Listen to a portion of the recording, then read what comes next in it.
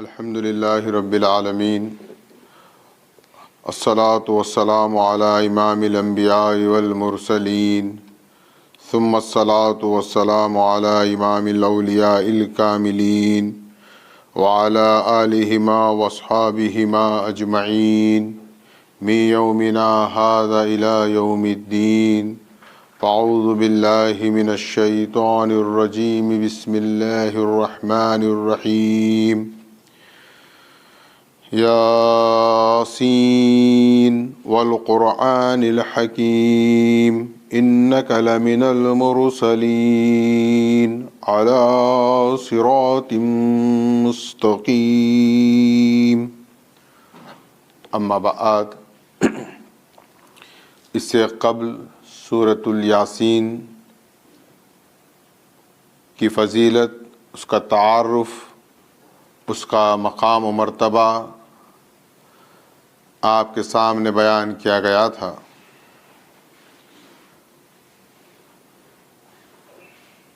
اور جیسا کہ یہ بات تقریباً عالم اسلام کے پاس طے ہے کہ یاسین سے مراد ذات محمد صلی اللہ علیہ وسلم ہے۔ آپ دیکھیں کہ پروردگار عالم خطاب کرتے ہوئے ارشاد فرما رہا ہے، اے سید و سردار، اے سر الہی، اے انسانیت کبریٰ، والقرآن الحکیم، قسم ہے قرآن کی، قرآن گواہ ہے۔ قرآن کس بات پر گواہ ہے؟ پروردگار عالم فرما رہا ہے انک لمن المرسلین، کہ آپ مرسلین میں سے ہیں۔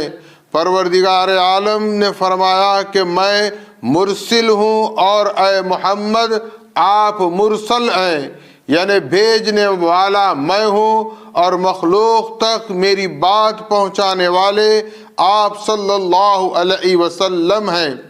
اس کلام کی شان دیکھیے، یہ ابتدائی آیات میں پروردگار عالم نے بہت سے اہم باتوں کو ہمارے سامنے بیان فرمایا۔ انک لمن المرسلین، کہ بے شک آپ مرسلین میں سے ہیں، اور یہ مرسل ہم نے آپ کو بنایا۔ ہم نے عوام کے اجتماع پر انحصار نہیں کیا کہ عوام اجتماع کر کے آپ کو مرسل منتخب کرے، یا ہم نے کوئی ایسا ادارہ قائم نہیں کیا کہ کوئی ادارہ آپ کو مرسل منتخب کرے۔ یہاں تک کہ ہم نے انبیاء علیہم السلام کی کوئی کمیٹی تشکیل نہیں دی کہ وہ کمیٹی انبیاء کی تمہیں مرسل منتخب کرے، اور نہ ہی اولو العزم انبیاء صاحبان شریعت یا صاحبان کتاب کو بھی ہم نے یہ اختیار نہیں دیا ہے۔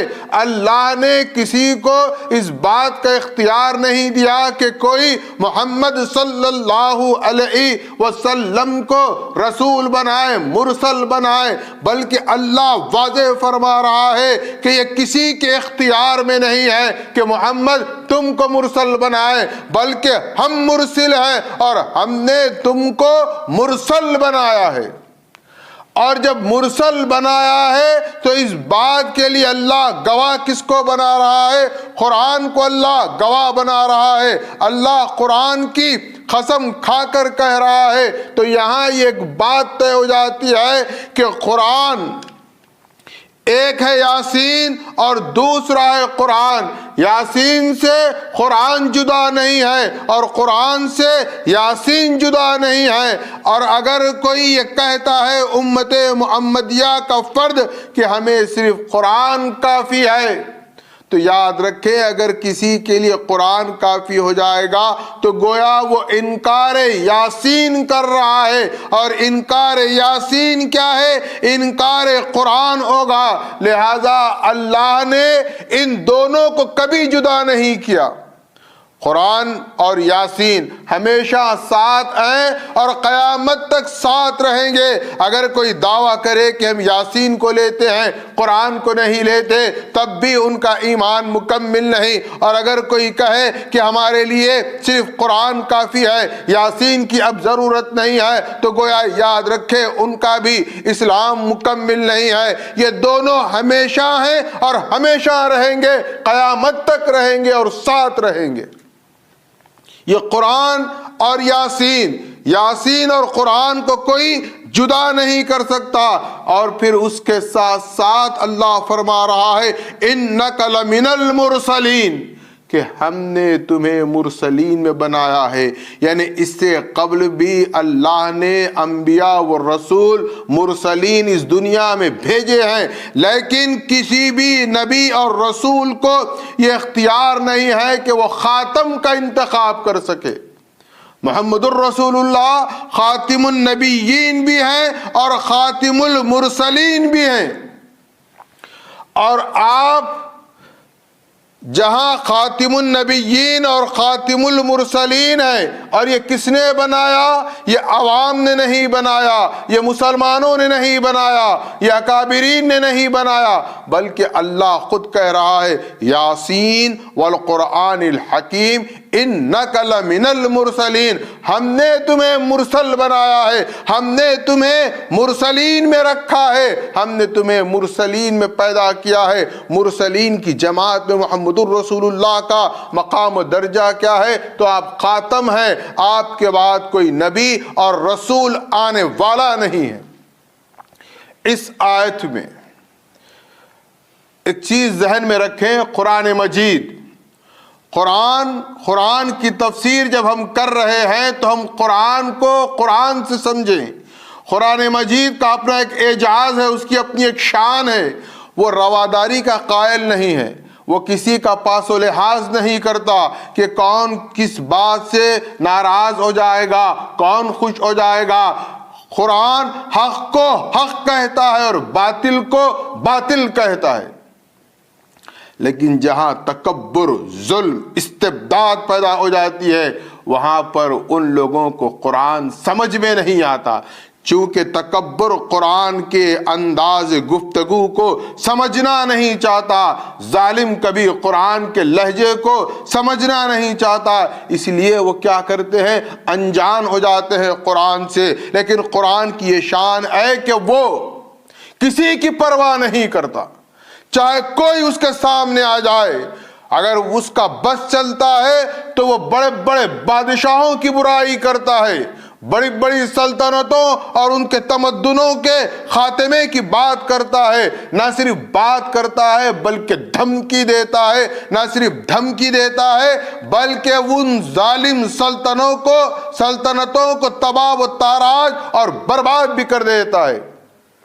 کسی انسان کا لحاظ نہیں ہوتا، پوری انسانیت کو اللہ برا کہتا ہے، بڑے بڑے سورماؤں کو اللہ زمین دوز کر دیتا ہے، ذلیل و خوار کر دیتا ہے، ان کی ذلت کے تمام افعال کو بیان کرتا ہے۔ آپ دیکھیں ایک سورہ ہے قرآن مجید کا، یہ قرآن کی شان ہے۔ قرآن کی شان کے مطابق قرآن کا مطالعہ کریں گے تو عظمت محمد صلی اللہ علیہ وسلم بھی ہمیں سمجھ میں آئے گی اور دین اسلام بھی سمجھ میں آئے گا۔ ہم اپنے نظریے سے خدارا اسلام کو اور قرآن کو سمجھنے کی کوشش نہ کریں، بلکہ قرآن کی شان دیکھیے۔ آپ ایک سورہ ہے، بہت مشہور سورہ ہے، ہم بارہا تلاوت کرتے ہیں لیکن کبھی اس پر غور و فکر نہیں کرتے۔ پورا سورہ بڑی بڑی سلطنتوں کے فرما رواؤں کی توہین کرتا ہے، ان کی ذلت کرتا ہے اور انسانیت کو برا کہتا ہے، انسانوں کو برا کہتا ہے، اور آخر میں پھر دیکھیں آپ وہ سورہ کیا ہے۔ لیکن اس سورے کا ایک اعجاز ہے، اِنَّكَ لَمِنَ الْمُرْسَلِينَ کو سمجھیے آپ کہ قرآن کیسے سمجھا رہا ہے۔ سورہ مبارکہ ہے سورۃ الفجر، ہم تلاوت کرتے ہیں وَالْفَجْرِ وَلَيَالٍ عَشْرٍ۔ دیکھیے یہاں بھی اللہ قسم سے آغاز کر رہا ہے، قسم ہے فجر کی، ولیال عشر، اور 10 راتوں کی قسم، والفجر ولیال عشر، والشفع والوتر واللیل اذا یسر، اور پھر گزرنے والی رات اور آنے والے رات کی اللہ قسم کھا رہا ہے، قسم الذی حجر۔ اللہ کہہ رہا ہے کیا تم اس کے باوجود بھی تدبر نہیں کرتے، غور و فکر نہیں کرتے؟ اب دیکھیے اللہ کے کلام کا انداز بدلتا ہے، اللہ پورے جلال و جبروت کے ساتھ فرماتا ہے، الم تر کیف فعل ربک بعاد ارم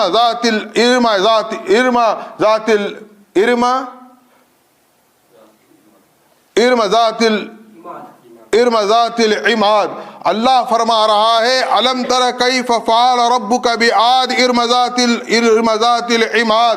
اللہ فرما رہا ہے کہ کیسے ہم نے عاد کو نیست و نابود کر دیا، اور جو انہوں نے تمدن کی وہ انتہا کی تھی کہ انہوں نے اس زمین پر جنت بنا لی تھی، التی لم یخلق مثلها فی البلاد، اور ایسے شہر بنائے تھے۔ یہ اللہ کا کلام ہے، اللہ کہہ رہا ہے اتنے عظیم شہر بنائے تھے کہ دنیا انسانیت میں پھر ویسے عظیم شہر نہیں بنے، لیکن اللہ نے کیا کیا؟ ان کو مٹا دیا۔ وَثَمُودَ الَّذِينَ جَابُوا الصَّخْرَ بِالْوَادِ، اور سمود جنہوں نے پہاڑوں میں اپنے مکان تراشے تھے، ان کا تمدن، ان کی تہذیب اس عروج پر تھی، ان کا فن اس مقام پر تھا کہ انہوں نے پہاڑوں کو تراش دیا۔ وَثَمُودَ الَّذِينَ جَابُوا الصَّخْرَ بِالْوَادِ، لیکن ہم نے ان کا نام و نشان مٹا دیا۔ وَفِرْعَوْنَ ذِي الْأَوْتَادِ، اور کیا تم نے نہیں دیکھا فرعون کے جیسی قوت و طاقت رکھنے والی بادشاہت کو ہم نے نیست و نابود کر دیا۔ آپ پورا مضمون پڑھتے جائیں، اللہ صرف برائی بیان کر رہا ہے، اللہ ان کی بربادی کو بیان کر رہا ہے کہ ہم نے قوم عاد کو تباہ کر دیا، ہم نے قوم سمود کو تباہ کر دیا، ہم نے فرعون مصر کو تباہ کر دیا۔ ایک فرعون نہیں بلکہ کئی فرعون کو ہم نے تباہ و تاراج کر دیا۔ یہ قرآن ہے، دیکھیا الذین طغوا فی البلاد فاکثروا فیہا الفساد، اور جو زمین پر فساد پھیلاتے ہیں ہم نے ان کو تیہ کر دیا، ان کو برباد کر دیا۔ یہ قرآن کہہ رہا ہے فاکثروا فیہا الفساد فصب علیہم ربک سوط عذاب، اور اللہ ان پر ایسے عذاب کے کوڑے برسایا کہ وہ اس کی تاب نہیں لا سکے۔ اب آپ دیکھتے جائیں، ابھی تک کسی کی تعریف نہیں ہو رہی ہے، کسی کی مدح سرائی نہیں ہو رہی ہے۔ اللہ کا کلام ہے، قرآن کسی سے ڈرنے والا نہیں ہے۔ ممکن ہے فرعون کے افراد خاندان موجود ہوں، سمود کے ہو، عاد کے ہو، قرآن نہیں ڈر رہا ہے کہ کوئی ان کے افراد خاندان میں سے اٹھ کر قرآن پر اعتراض کرے۔ قرآن ڈرتا نہیں ہے، قرآن جو بات ہے دو ٹوک کہتا ہے، قرآن کسی کی پرواہ نہیں کرتا۔ پھر پوری انسانیت کو للکار کر قرآن کہتا ہے فَأَمَّا الْإِنسَانُ إِذَا مَا ابْتَلَاهُ رَبُّهُ فَأَكْرَمَهُ وَنَعَمَهُ فَيَقُولُ رَبِّي أَكْرَمَنِ، اور انسان کو کیا ہو گیا؟ جب ہم اپنی انعام، اپنا کرم کرتے ہیں تو کہتا ہے کہ اللہ نے مجھ پر کرم کیا ہے۔ وَأَمَّا الْإِنسَانُ إِذَا مَا ابْتَلَاهُ فَقَدَرَ عَلَيْهِ رِزْقَهُ فَيَقُولُ رَبِّي أَهَانَنِ، اور جب ہم چھین لیتے ہیں تو شکوہ کرتا ہے، دیتے ہیں تو کہتا ہے کہ یہ میرا حق تھا، اور حق لے کر کہتا، اکڑ جاتا، کہتا کہ یہ میرا حق تھا، اور جب ہم چھینتے ہیں تو شکوہ کرتا ہے۔ یہ انسانی فطرت کو اللہ اس سورہ مبارکہ میں بیان فرما رہا ہے، یعنی پوری انسانیت کا یہ مزاج ہے۔ اللہ جب دیتا ہے تو اکڑ جاتا ہے، اللہ جب چھینتا ہے تو وہ شکوہ و شکایت کرتا ہے، اللہ سے گلہ کرتا ہے۔ اللہ نے فرمایا کلا بل لا تکرمون الیتیم، ہرگز ایسا نہیں ہے، تم نے یتیموں کا کیا خیال کیا ہے؟ وَلَا تَحَضُّونَ عَلَىٰ طَعَامِ الْمِسْكِينِ، کیا تم نے کبھی مسکینوں کی پرورش کا خیال کیا ہے؟ کیا کبھی تم نے مسکینوں کو کھلایا ہے؟ وَتَأْكُلُونَ التُّرَاثَ أَكْلًا لَمًّا، تم تو لوگوں کی مال کو ہڑپ جاتے ہو، دوسروں کی جائیدادوں پر قبضہ کر لیتے ہو۔ ایک ایک آیت پوری انسانیت کی عکاسی کر رہی ہے۔ اللہ فرما رہا ہے پھر اس کے بعد کیا فرماتا ہے اللہ رب العزت کہ انسان کیسا ہے، اس کی حالت یہ ہے. اور پھر اس کے بعد آیات کی ابتدا میں پروردگار عالم نے یہ بھی فرمایا کہ اللہ رب العزت کیا ہے، یہ سب دیکھ رہا ہے. اللہ سے کوئی چوک نہیں ہوئی ہے، سب پر اللہ کی نظر ہے. لیکن پھر فرماتا ہے اتنی مستی کی زندگی گزارنے والوں، ہم نے کیا کیا، کلا اذا دکت الارض دکن دکا، اور یاد رکھو ہاں ہم ضرور بس ضرور اس زمین کو ریزہ ریزہ کر دیں گے، زمین کو چٹیل میدان بنا دیں گے. کلا اذا دکت الارض دکن دکا وجاء ربک والملک صفا صفا، اور رب کا امر آئے گا تو تمام فرشتے بھی صف بس تک کھڑے ہو جائیں گے. آپ دیکھتے جائیں ابھی تک کسی کی مدح سرائی نہیں ہو رہی ہے، سب کی مذمت ہو رہی ہے. ان کی داستان علم کو پروردگار عالم بیان فرما رہا ہے. وَجِيءَ يَوْمَئِذٍ بِجَهَنَّمَ، یہاں تک کہ جہنم پکارے گی ان گنہگاروں کو، ان سرکشوں کو. اور اس دن کیا ہوگا، فَيَوْمَئِذٍ يَتَذَكَّرُ الْإِنسَانُ وَأَنَّ لَهُ الذِّكْرَىٰ، اب اس عالم میں انسان خدا کو یاد کرے گا. اور اللہ کہہ رہا ہے اس دن مجھے یاد کرنے سے کوئی فائدہ نہیں ہے. جہنم آواز دے گی کہ میرے اندر ان کو ڈال دیا جائے. انسان کہے گا جب خدا کو یاد کرے گا تو خدا کہہ رہا ہے کہ اب ایسے حال میں مجھے یاد کرنے سے کوئی فائدہ نہیں ہے. تو انسان پکار اٹھے گا فَيَقُولُ يَا لَيْتَنِي قَدَّمْتُ لِي حَيَاتِي، وہ کہے گا کہ کاش میں تقدیم کرتا اس حیات کے لیے، اس آنے والی زندگی کے لیے کوئی زیادہ راہ پہلے سے بھیج دیتا، اس آخرت کی زندگی کی کوئی تیاری کرتا. حسرت بھری باتیں کرے گا. کاش کا جملہ قرآن استعمال کر رہا ہے. فَيَوْمَئِذٍ لَا يُعَذِّبُ عَذَابَهُ أَحَدٌ، اور اس دن سخت سے سخت عذاب ہوگا. اور پھر کیا ہوگا، وَلَا يُوثِقُ وَثَاقَهُ أَحَدٌ، اور اللہ کی پکڑ ایسی مضبوط ہوگی کہ اس پکڑ سے کوئی بچانے والا نہیں ہوگا. اب تک آپ نے سورۃ الفجر کی یہ آیات سنے، یہاں پر سورہ ختم ہو گیا. آپ مجھے بتائیے کسی کی تعریف بھی ہے، کسی کی مدح سرائی بھی ہے؟ نہیں. پھر کیا، تمام انسانیت کو اللہ نے برا کہا، تمام بڑی بڑی حکومتوں کے خاتمے کی بات کہی، لیکن پھر بات ایک کی کرتا ہے اور کہتا ہے یا ایتھا النفس المطمئنہ. ایک کی تعریف ہو رہی ہے ان سب کی برائی کے بعد. یا ایتھا النفس المطمئنہ ارجعی الی ربک راضیۃ مرضیہ فادخلی فی عبادی. اے نفس مطمئنہ، تم رجعت کرو، تم لوٹ آؤ اپنے رب کی طرف، جس سے کہ میں تم سے راضی رہوں اور تم مجھ سے راضی رہو. اس حال میں لوٹ آؤ. فَادْخُلِي فِي عِبَادِي، فَادْخُلِي فِي عِبَادِي کے اس جملے کو استعمال کرنے کے لیے میں نے اس قدر آپ کو زحمت دی. اب آئیے فَادْخُلِي فِي عِبَادِي کیا ہے، إِنَّكَ لَمِنَ الْمُرْسَلِينَ، میرے بندوں میں داخل ہو جاؤ. اور یہاں فرما رہا ہے میرے بندے کون ہیں، إِنَّكَ لَمِنَ الْمُرْسَلِينَ. نفس مطمئنہ کب ہوگا؟ میرا اور آپ کا نفس کیا ہے، موقتی ہوتا ہے، مفاد کا نفس ہوتا ہے. ہم عاجلانہ یعنی جلد بازی کے سوداگر ہوتے ہیں. لیکن جو نبی ہوتا ہے، جو رسول ہوتا ہے، اس کا نفس مطمئنہ کیسا ہوتا ہے، ما تشاءون الا ان یشاء اللہ، اس کی مرضی اپنی مرضی نہیں ہوتی، بلکہ وہ وہی چاہتا ہے جو اللہ چاہتا ہے. اور جو اللہ چاہتا ہے وہ چاہتا ہے تو اللہ اس کو کیا کہتا ہے، یا ایتھا النفس المطمئنہ. اس دنیا کے تلاطم میں وہ نفس مطمئن ہے. تو کیا کیا اللہ نے، فَادْخُلِي فِي عِبَادِي، فَادْخُلِي فِي عِبَادِي، میرے بندوں میں داخل ہو جاؤ. میرے بندوں کی جماعت کیا ہے، تو فرمایا إِنَّكَ لَمِنَ الْمُرْسَلِينَ، کہ بے شک آپ مرسلین میں سے. اور اللہ خود کہہ رہا ہے کہ ہم نے اس سے پہلے بھی آپ سے پہلے بھی مرسلین بنائے ہیں. اور آپ دیکھیں اس سورے میں دو ہے مقامات، ایک ہے نبوت رسالت، منصب رسالت کو اللہ نے فرمایا انک لمن المرسلین، اور دوسرا مقام ہے علی صراط مستقیم. علی صراط مستقیم.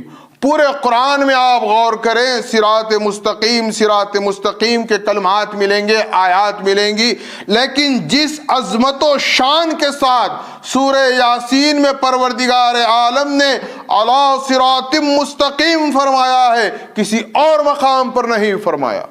کیا معنی ہے پہلے ہم اس کو سمجھیں. علی صراط مستقیم، آپ صراط مستقیم پر ہیں. اب آپ دیکھیں اللہ نے کیا کہا، انک لمن المرسلین، ہم نے اور بھی انبیاء بنائے ہیں. آئیے سورہ انعام میں دیکھتے ہیں پروردگار عالم اپنے اولو العزم انبیاء کا تعارف کروا رہا ہے. اگر یہ سورہ انعام میں جو انبیاء کا تعارف ہم سمجھ جائیں تو محمد الرسول اللہ کی افضل الافضلیت بھی سمجھ میں آ جائے گی. اللہ فرما رہا ہے وَتِلْكَ حُجَّتُنَا آتَيْنَاهَا إِبْرَاهِيمَ عَلَىٰ قَوْمِهِ نَرْفَعُ دَرَجَاتٍ مَّن نَّشَاءُ إِنَّ رَبَّكَ حَكِيمٌ عَلِيمٌ. اور ہم نے دلائل کے ساتھ، حجت کے ساتھ ابراہیم کو اس کی قوم کی طرف بھیجا، اور ہم ہیں جس کے چاہے درجات کو بلند کر دیتے ہیں، بڑھا دیتے ہیں. إِنَّ رَبَّكَ عَلِيمٌ حَكِيمٌ. اللہ کیا ہے؟ إِنَّ رَبَّكَ حَكِيمٌ عَلِيمٌ. اللہ حکمت والا ہے. والقرآن الحکیم، اور یہاں پر بھی اللہ نے اپنی صفت حکمت کو بیان فرمایا کہ ہم کون ہیں؟ ہم حکمت والے ہیں، علیم ہیں. وَوَهَبْنَا لَهُ إِسْحَاقَ وَيَعْقُوبَ كُلًّا هَدَيْنَا وَنُوحًا هَدَيْنَا مِن قَبْلُ. اور ہم نے کیا کیا؟ ابراہیم کو اسحاق دیا، یعقوب دیا، کلن ہدینا، اور ان کو کیا کیا؟ ہم نے ہدایت عطا کی. وَنُوحًا هَدَيْنَا مِن قَبْلُ، اور ہم نے ان سے قبل نوح کو پیدا کیا، اور کیا کیا؟ نوح کو ہم نے ہدایت دی. وَمِن ذُرِّيَّتِهِ، اور ان کی اولاد میں. انبیاء کے اسماء پر بھی غور کریں.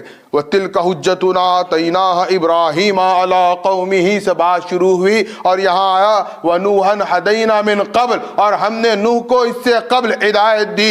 اور پھر وہ ذریت میں کس کا ذکر کر رہا ہے؟ وَدَاؤُدَ وَسُلَيْمَانَ وَأَيُّوبَ وَيُوسُفَ وَمُوسَىٰ وَهَارُونَ وَكَذَلِكَ نَجْزِي الْمُحْسِنِينَ. یہ قرآنی آیات ہے، آپ غور کریں کہ اللہ فرما رہا ہے کہ ہم نے ان کی ذریت میں داؤد کو، سلیمان کو، ایوب کو، یوسف کو، موسیٰ کو، ہارون کو، اور نیکوکاروں کو ہم نیکی کا صلہ دیتے ہیں. وَكَذَلِكَ نَجْزِي الْمُحْسِنِينَ.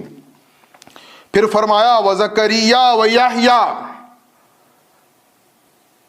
وَعِيسَىٰ وَإِلْيَاسَ وَكُلًّا فَضَّلْنَا عَلَى الْعَالَمِينَ. اور ہم نے زکریا اور یحییٰ کو کیا کیا؟ عیسیٰ کو ہم نے سب پر فضیلت عطا فرمائی. اور پھر فرمایا وَإِسْمَاعِيلَ وَالْيَسْعَ وَيُونُسَ وَلُوطًا كُلًّا مِّنَ الصَّالِحِينَ. ہم نے اسماعیل کو اور پھر ان کے ساتھ ساتھ یسعا کو، یونس کو، لوط کو ہم نے صالحین میں کیا. یہاں پر بات ختم نہیں ہوئی، پھر فرمایا وَمِنْ آبَائِهِمْ وَذُرِّيَّتِهِمْ وَإِخْوَانِهِمْ وَاجْتَبَيْنَاهُمْ وَهَدَيْنَاهُمْ إِلَىٰ صِرَاطٍ مُّسْتَقِيمٍ.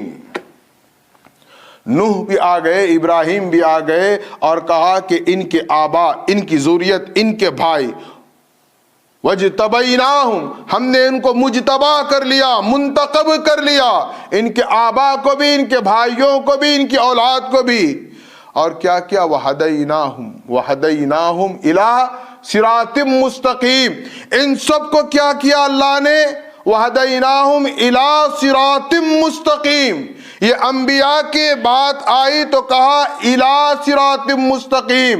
معنی کیا ہوں گے؟ کہ ان کو ہدایت کی صراط مستقیم کی طرف. یہاں محمد الرسول اللہ کی بات آئی تو کیا فرمایا؟ علی صراط مستقیم کی طرف میں. اور پر کے فرق کو آپ سمجھے. الی صراط مستقیم کو بیان فرما رہا ہے تمام ان انبیاء اولو العزم کا ذکر فرما کر، اور یہاں اپنے حبیب محمد الرسول اللہ کے متعلق فرما رہا ہے الی صراط مستقیم نہیں، بلکہ فرمایا علی صراط مستقیم۔ دراصل علی صراط مستقیم اسمت محمد صلی اللہ علیہ وسلم پر دلالت کر رہی ہے۔ کب سے محمد الرسول اللہ صراط مستقیم پر ہے؟ محمد الرسول اللہ کا بچپن بھی صراط مستقیم ہے، محمد الرسول اللہ کی جوانی بھی صراط مستقیم ہے، محمد الرسول اللہ کی ہجرت بھی صراط مستقیم ہے، محمد الرسول اللہ کی جنگ بھی صراط مستقیم ہے، محمد الرسول اللہ کی صلح بھی صراط مستقیم ہے، محمد الرسول اللہ کے مختلف ازواج سے نکاح کرنا یہ بھی صراط مستقیم ہے۔ محمد الرسول اللہ صلی اللہ علیہ وسلم کی حیات مبارکہ کا ہر لمحہ ہر لحظہ کیا ہے؟ صراط مستقیم ہے، اور اس کی گواہی کون دے رہا ہے؟ پروردگار عالم دے رہا ہے۔ کیسے دے رہا ہے؟ یاسین والقرآن الحکیم انک لمن المرسلین علی صراط مستقیم۔ یہ ہے محمد الرسول اللہ کی صراط۔ محمد الرسول اللہ اگر کسی کے آنے کی بشارت دے رہے ہیں تو وہ بھی آپ صراط مستقیم پر ہو کر بشارت دے رہے ہیں۔ آپ کی زندگی کا ہر لمحہ ہر لحظہ کیا ہوا؟ صراط مستقیم۔ اللہ نے آپ کو کس کا نگران بنایا؟ کہاں کا محافظ بنایا؟ کہاں کی ذمہ داری عطا کی؟ صراط مستقیم کی۔ اب ہم حالت نماز میں کہتے ہیں اہدنا الصراط المستقیم صراط الذین انعمت علیہم۔ یاد رکھیں میں نے ابتدا میں کہا قرآن اور یاسین کو جدا کر دیں گے تو گمراہ ہو جائیں گے۔ کیسے گمراہ ہوں گے؟ یہ بات ہمارے ذہن میں اب پیوست ہو گئی کہ محمد الرسول اللہ کیا ہے؟ علی صراط مستقیم۔ اللہ نے محمد الرسول اللہ کو صراط مستقیم پر رکھا۔ صراط مستقیم محمد الرسول اللہ کی نگرانی اور آپ کی ذمہ داری میں ہے، لیکن اسی صراط مستقیم پر، اسی کے راستے پر سب سے بڑا ازلی دشمن بھی بیٹھا ہوا ہے۔ اب آپ دیکھیں شیطان اللہ کی بارگاہ میں کہہ رہا ہے خالف بعزتک لاغوینہم اجمعین۔ اللہ اکبر۔ وہ شیطان اللہ کی عزت کی قسم کھا کر کہہ رہا ہے، کیا کہہ رہا ہے؟ میں جہنم کو ان سے بھر دوں گا۔ کن سے بھر دوں گا؟ جو اس کی پیروی کریں گے۔ وہ دعویٰ کر رہا ہے، کس انداز میں کر رہا ہے؟ فبعزتک، اللہ کی عزت کی قسم کھا رہا ہے۔ یہ سب سے بڑی قسم ہے۔ ہم مسلمان اللہ کے نام کی قسم کھاتے ہیں، اللہ کی قسم، اللہ کی قسم۔ شیطان کو دیکھیے، وہ شیطان کس کی قسم کھا رہا ہے؟ فبعزتک، تیرے اللہ رب العزت سے کہہ رہا ہے کہ میں تیری عزت کی قسم کھا کر کہہ رہا ہوں کہ میں اس جہنم کو بھر دوں گا۔ دیکھیے آپ، دشمن ہے مقابلے میں اللہ رب العالمین ہے، اس کے سامنے باطل کے سامنے حق رب العالمین ہے۔ اس کی قدرت، اس کی جلالت، اس کی جبروت کا تقاضا بظاہر تو یہ ہونا چاہیے تھا، کہتا خبردار مردود ہے، نکل یہاں سے، تو کون ہوتا ہے جو میری قسم کھائے اور مجھ سے بات کرے؟ اللہ نے ایسا نہیں کہا۔ اللہ نے کہا کیا چاہتا ہے؟ اس نے کہا دیکھیے آپ، شیطان ہے، فبعزتک لاغوینہم اجمعین کہہ رہا ہے۔ شیطان دیکھیے آپ بول بھی رہا ہے، قسم اللہ کی عزت کی کھا رہا ہے، اور کتنا سچ کہہ رہا ہے، یہ غور کریے آپ۔ تو ہم جھوٹ کہیں گے تو ہمارا کیا درجہ ہوگا؟ یہ قرآن کی آیت پڑھ رہا ہوں میں، کسی کا قول نہیں ہے۔ قرآن کہہ رہا ہے شیطان نے اللہ کی عزت کی قسم کھا کر سچ کہا ہے۔ دیکھیے آپ، شیطان ہو کر سچ کہہ رہا ہے، اور پھر اللہ سے مہلت مانگی۔ کیا مانگی؟ اللہ سے اس نے کہا کہ مجھے قیامت تک مہلت دے دے، کیا کرے گا تو؟ میں سب کو گمراہ کروں گا. اچھا سب کو کرے گا تو وہ کہتا ہے الا عبادک منہم المخلصین، میں صرف ان میں تیرے جو مخلص بندے ہیں ان کو گمراہ نہیں کروں گا.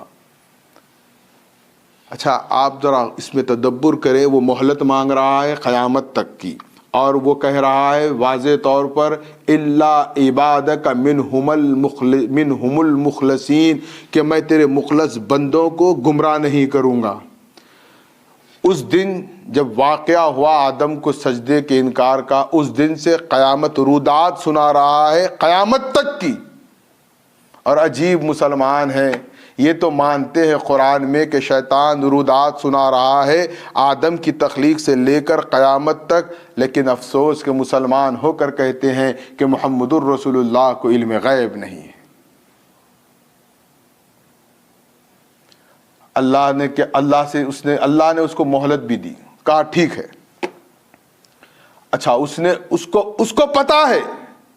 اس کو پتا ہے یہ ساری جد و جہد، یہ محنت، یہ مشقت، یہ ریاضت، یہ تقوی، یہ عبادت، یہ سب کیوں کی جائے گی؟ الی صراط مستقیم. ہم خود کا جستجو میں ہیں آج بھی، اہدنا الصراط المستقیم صراط الذین انعمت علیہم. یہ انعمت علیہم بھی آپ سمجھیں، پہلے اس بات کو سمجھ لیں. کیا ہوا؟ اس نے کہا کہ مجھے مہلت دے دے قیامت تک اور میں گمراہ کروں گا، سوائے ان کے جو تیرے مخلص بندے ہیں ان کو گمراہ نہیں کروں گا.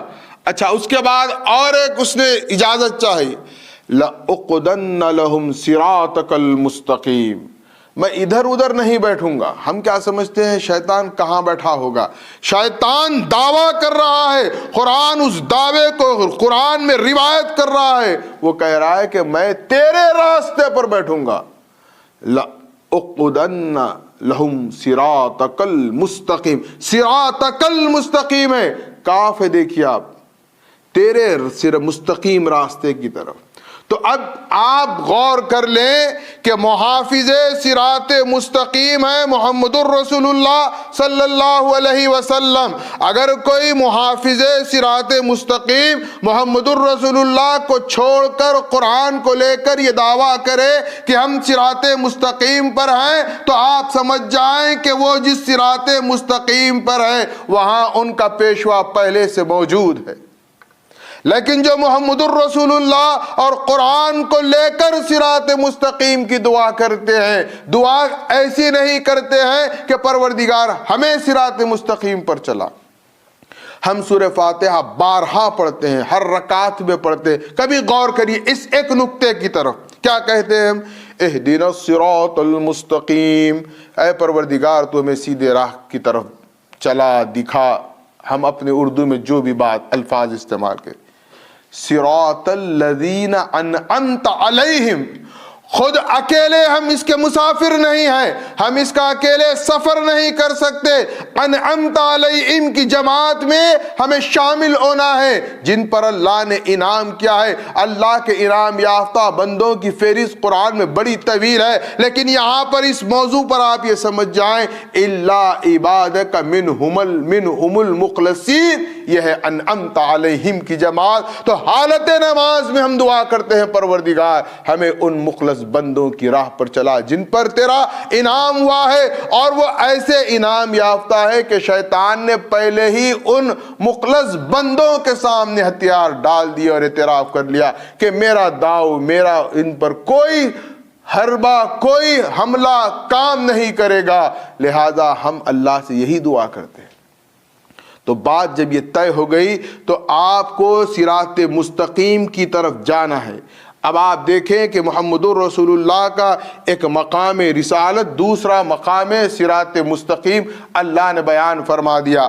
اور یہ جو علی صراط مستقیم ہے، اب آپ اس کو اس انداز سے سمجھیں کہ یہ دراصل کیا ہوگا؟ محمد الرسول اللہ کی ہم اپنے الفاظ میں کہیں تو فطرت ہوگی، آپ کی صفت فطرت ہوگی، جو آپ کا باطن ہے اس کو کہا جائے گا کہ محمد الرسول اللہ کی صراط مستقیم ہے.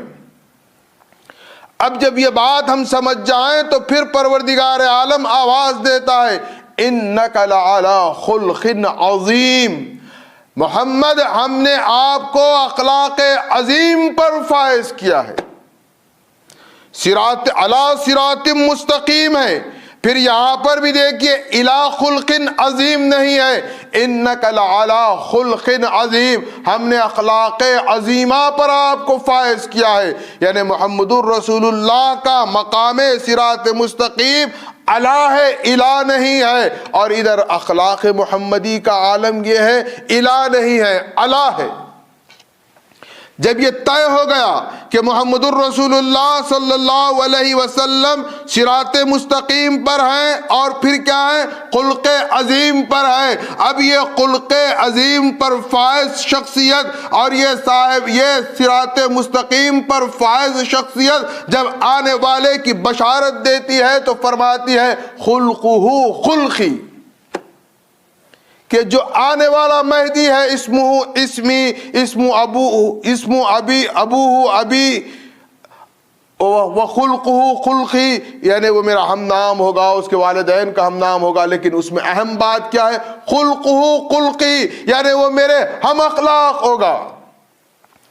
ہم کسی کے اخلاق کی کاپی نہیں کر سکتے، وہ اس کا اپنا اندر کی باطنی کیفیت کا نام ہے۔ اور محمد الرسول اللہ صلی اللہ علیہ وسلم امام مہدی آخر الزماں کی بشارت اور ان کی سیرت کو بیان کر رہے ہیں تو فرما رہے ہیں خلقہ خلقی۔ تو آپ اس بات کو سمجھے کہ سورہ یاسین کی یہ ابتدائی 3 آیات بڑی اہم ہیں، جس میں عصمت پیغمبر محمد صلی اللہ علیہ وسلم اور آپ کے مقام و مرتبے کو بھی پروردگار عالم بیان فرما رہا ہے۔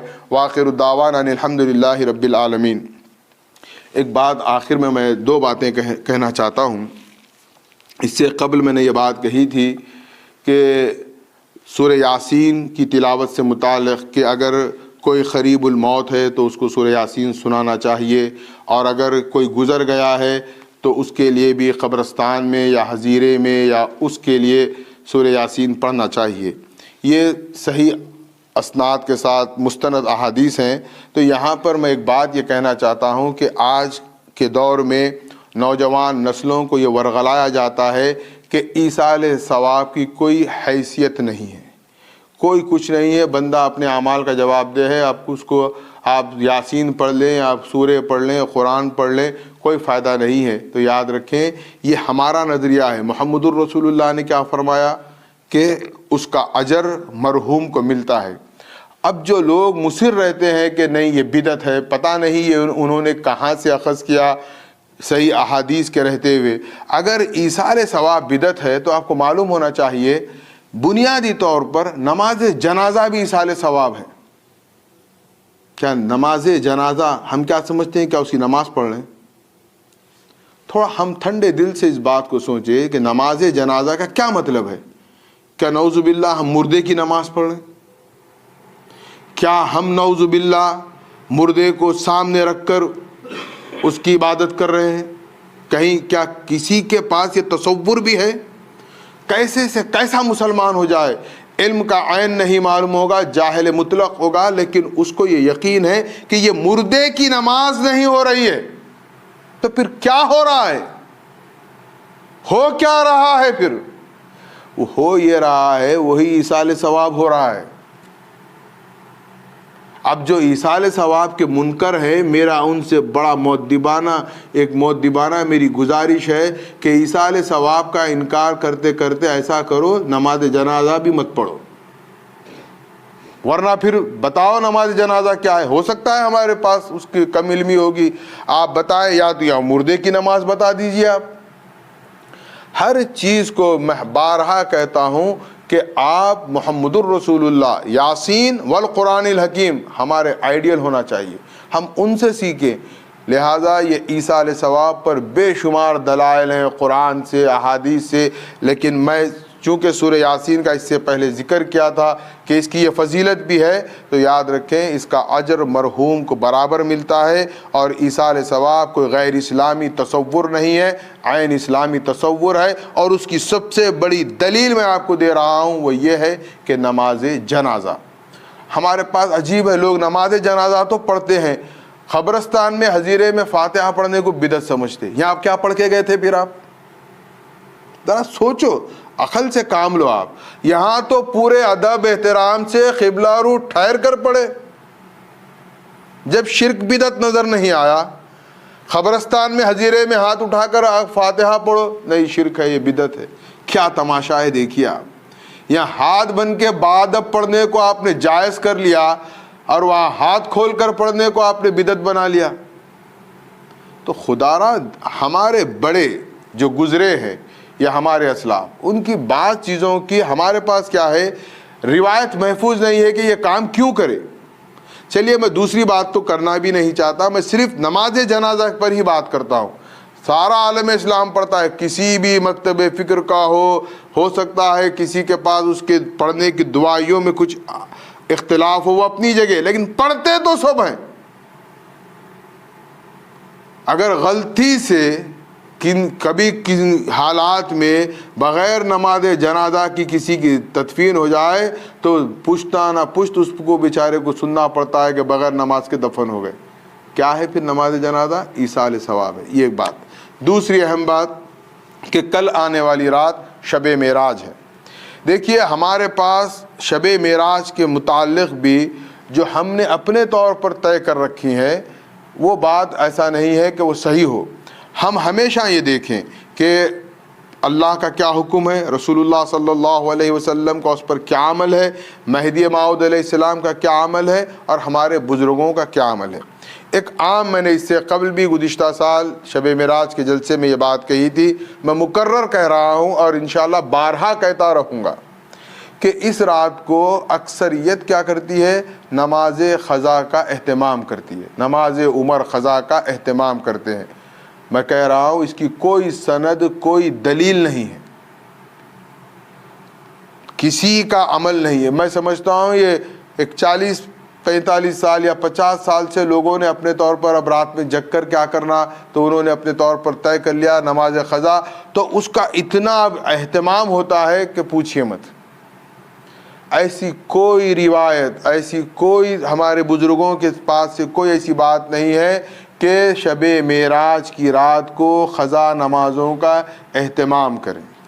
دوسری بات کہ اکثریت ہماری آج کل پتہ نہیں کیوں مجھے دکھ ہوتا ہے، سچ کہہ رہا ہوں، میں کہتا ہوں ہم مہدوی ہیں تو ہم کتاب و سنت کے مطابق رہیں، ہم میڈیا اور پبلک کے مطابق مہدوی مت بنیں. اب آپ دیکھیں ہماری مسجدوں میں بھی اہتمام ہو رہا ہے، معراج کے دن روزہ رکھو، اس کی افطاری کا اہتمام، اعلانات ہو رہے ہیں. کہاں سے لائے؟ ایسا کوئی روزہ نہیں ہے کہ معراج آج بھی لوگ روزہ رکھ لیتے ہیں، کل بھی لوگ روزہ رکھیں گے، یعنی کل روزہ رکھیں گے پرسوں بھی روزہ رکھیں گے. نہ وہ روزہ فرض ہے نہ وہ روزہ سنت ہے. ہاں نفل روزے آپ جب چاہیں سال میں عیدین کے علاوہ جب چاہیں رکھ لیں آپ. یہ کام ہمارا نہیں ہے کہ ہم دیکھا دیکھی اپنے دین کو نہ بنائیں. ہم دین وہ بنائیں جو اللہ اور اس کے رسول اور مہدی علیہ السلام نے بتایا ہے.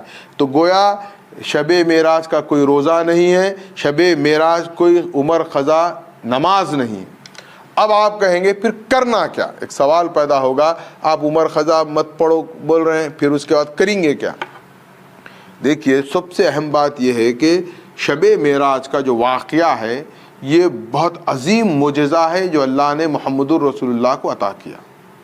اور یہ ایک آپ رسول اللہ کے بے شمار ہزارہ معجزات ملیں گے، آپ اس کی گنتی نہیں کر سکتے رسول اللہ کی حیات مبارکہ کے معجزات. لیکن معراج وہ عظیم معجزہ ہے جس کو اللہ نے قرآن مجید میں خود راوی بن کر روایت کیا ہے. یہ اس کی سب سے بڑی عظمت ہے کہ اللہ قرآن میں خود اس کا راوی ہے، یعنی اس ٹریول کا، اس سفر کا کون چشمدید گواہ ہے، کون اس کو بیان کر رہا ہے؟ اللہ بیان کر رہا ہے. تو اس کی عظمت کتنی عظیم ہوگی. تو اب اس میں جو بات ہے اس کو سمجھنے کی کوشش کریں. قرآن میں سورہ بنی اسرائیل کی پہلی آیت کو پڑھیں، پھر سورہ نجم کی ابتدائی آیات کو پڑھیں. اس میں پروردگار عالم نے اس سفر کو دو حصوں میں تقسیم کیا ہے، ایک مسجد حرام سے مسجد اقصیٰ، پھر ایک ہے مسجد اقصیٰ سے سدرۃ المنتہا قاب قوسین تک۔ تو ہم غور کریں اس میں ہوا کیا ہے۔ رسول اللہ کی جو عظمت بیان ہوئی ہے، جو آپ کی رفعت، آپ کا جو مقام و مرتبہ، اس میں غور و فکر کریں، تدبر کریں، اور اللہ سے دل ہی دل میں مشکور رہیں کہ پروردگار تیرا یہ احسان عظیم ہے کہ تو نے اس عظیم نبی کی امت میں ہم کو پیدا کیا ہے۔ ہاں، محمد الرسول اللہ کی محبت میں، عقیدت میں آپ درود کا اہتمام کریں، درود شریف پڑھیں، قرآن مجید کی تلاوت کرنا ہے تلاوت کریں، یا پھر آپ اللہ کا ذکر کرنا چاہتے ہیں ذکر کریں۔ لیکن اس کے علاوہ یہ تو میں خود بھی اپنی طرف سے کہہ رہا ہوں، یہ بات ایسی نہیں ہے کہ کوئی روایت میں ہے، کسی کا عمل ہے، کسی کا کوئی نقل ہے، ایسا نہیں، یہ میری اپنی رائے ہے، آپ اس کو قبول کریں یا رد کریں، مجھے اس سے کوئی مسئلہ نہیں ہے۔ لیکن میں یہ چاہتا ہوں کہ وہ کام بالکل نہ کرے جو کہ رسول اللہ یا ہمارے اسلاف نے یا قرآن نے ہم کو نہیں بتایا۔ نہ اس کے روزے کی کوئی بات ہے، نہ روزے کی کوئی فضیلت ہے، نہ روزے کی کوئی عظمت ہے۔ اب آپ کو میں ایک اور آسان کر دیتا ہوں کہ رمضان کے علاوہ میں سنت روزے کیا ہیں۔ دیکھیے آپ، یا ایھا الذین آمنوا لا تقدموا بین ید اللہ ورسولہ، سورہ حجرات کی واضح آیت ہے۔ آپ اتنا ہی کرنا ہے آپ کو جتنا رسول اللہ نے کیا ہے، ادھر ایکسٹریم بھی نہیں ہونا ہے، ادھر پھر ڈاؤن بھی نہیں ہونا ہے۔ تو رسول اللہ صلی اللہ علیہ وسلم نے اپنی حیات مبارکہ میں دو شنبہ یعنی منڈے جس کو ہم کہیں گے، آپ منڈے کے دن ہدیہ تشکر کے طور پر روزہ رکھتے تھے۔ کیونکہ اللہ نے آپ کو پیر کے دن پیدا کیا، اللہ نے پیر کے دن آپ کو نبوت عطا کی، اللہ نے پیر کے دن آپ کو قرآن عطا کیا، اللہ نے پیر کے دن ہجرت عطا کی۔ یہ جو اللہ نے آپ کو انعامات عطا کیے تھے، ان انعامات کے شکر میں محمد الرسول اللہ صلی اللہ علیہ وسلم کیا کرتے تھے؟ ہر پیر کو روزہ رکھتے تھے۔ یہ ایک روزہ ہوا۔ دوسرا یہ ہے ایام 20، ایام 20 کہیں گے ہر مہینے کی چاند کی 13، 14، 15، یہ 3 دن آپ صلی اللہ علیہ وسلم ان روزوں کا اہتمام کرتے تھے۔ تو آپ اگر کرنا ہے تو اتنا فالو کریے جتنا کہ صحیح روایات، صحیح اسناد سے کوئی چیز ہم تک پہنچی ہے۔